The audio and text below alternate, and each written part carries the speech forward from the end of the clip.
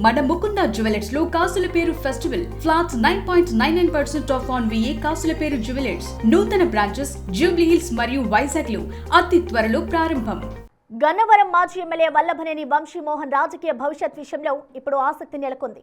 2019లో party మారిన ఆయన ఆ తర్వాత తెలుగుదేశం పార్టీ విషయంలో అనుసరించిన వైఖరి ఇప్పుడు ఆయనను రాజకీయంగా త్రిశంకు స్వర్గంలో పడేసిందట.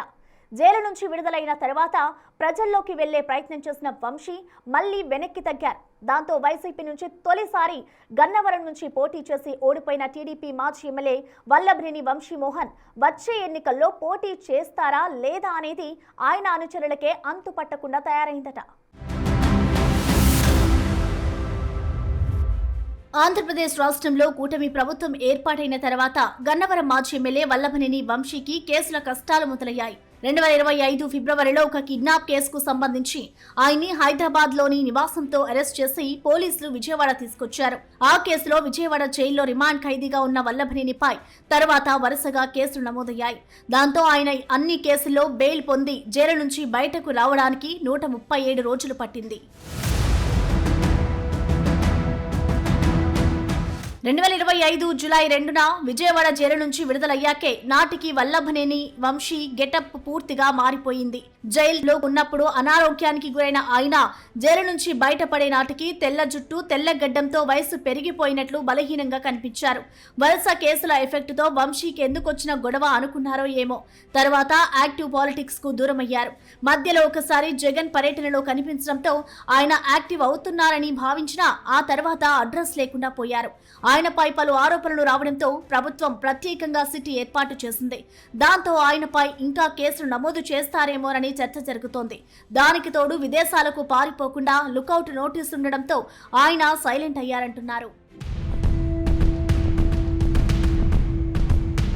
గన్నవరం ఎమ్మెల్యేగా తెలుగుదేశం పార్టీ టికెట్తో వరుసగా గెలిచిన వల్లభనేని వంశీ 2019 ఎన్నికల్లో వైసీపీ అధికారంలోకి రావడంతో ఆ పార్టీకి జై కొట్టారు. స్వప్రయోజనాల కోసం పార్టీ మారిన ఆయన మారినట్లు ఉండకుండా టీడీపీ అధినేతతో పాటు ఆయన కుటుంబంపై తీవ్ర స్థాయిలో అనుచిత వ్యాఖ్యలు చేసి సొంత సామాజిక వర్గంతో పాటు తెలుగుదేశానికి అగర్భ శత్రువయ్యారు.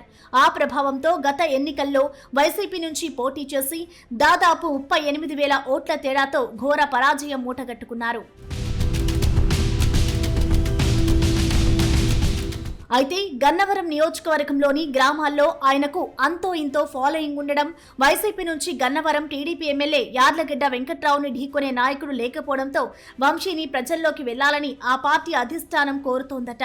అయినా వంశీ దూకుడు ప్రదర్శించడానికి సంశయిస్తున్నారు. వచ్చే ఎన్నికల నాటికి గన్నవరం నియోజకవర్గంలో పార్టీని బలోపేతం చేయాలి అంటే ఖచ్చితంగా వంశీ ప్రజల్లోకి రావాలని ఆ పార్టీ కార్యకర్తలు కూడా కోరుతున్నారు. రాజకీయాల్లో కొనసాగాలంటే రాష్ట్ర ప్రభుత్వంపై ఉన్న వ్యతిరేకత తనకు అనుకూలంగా మార్చుకోవాల్సిన అవసరం కూడా వంశీపై ఉంది. అయితే కేసుల భయంతోనే వంశీ వెనక్కు తగ్గుతున్నట్లు కనిపిస్తోంది.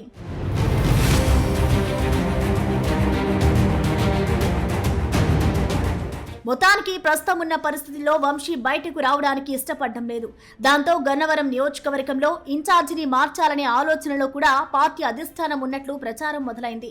దీనికి సంబంధించి ఇప్పటికే పూర్తి స్థాయిలో కసరత్తు కూడా చేశారని, అయితే ఒకరిద్దరి నేతలు వైసీపీ అధ్యక్షుడు జగన్ వద్ద నియోజకవర్గ పరిస్థితిని వివరించడంతో ప్రత్యామ్నాయ ఏర్పాట్లపై జగన్ కూడా వెనక్కు తగ్గినట్లుగా తెలుస్తోంది. వంశీ అరెస్టు విషయంలో గ్రామాల్లో కొంత సానుభూతి ఉందని వైసీపీ వర్గాలు భావిస్తున్నాయట. ఆ నమ్మకంతో దానిని వంశీ వాడుకునే ప్రయత్నం కొంత చేసినప్పటికీ ఆ తర్వాత పరిస్థితులు సహకరించకపోవడంతో మళ్లీ సైలెంట్ అయిపోయారు. ఇక నియోజకవర్గంలో నాయకత్వాన్ని మారిస్తే భవిష్యత్తులో సమస్యలు వచ్చే అవకాశం ఉందని అధిష్టానానికి ఇప్పటికే కొంతమంది చెప్పినట్లుగా వైసీపీ వర్గాలు అంటున్నాయి. అందుకే వంశీ విషయంలో అధిష్టానం ఏ నిర్ణయం తీసుకోలేని పరిస్థితిలో ఉందని సమాచారం.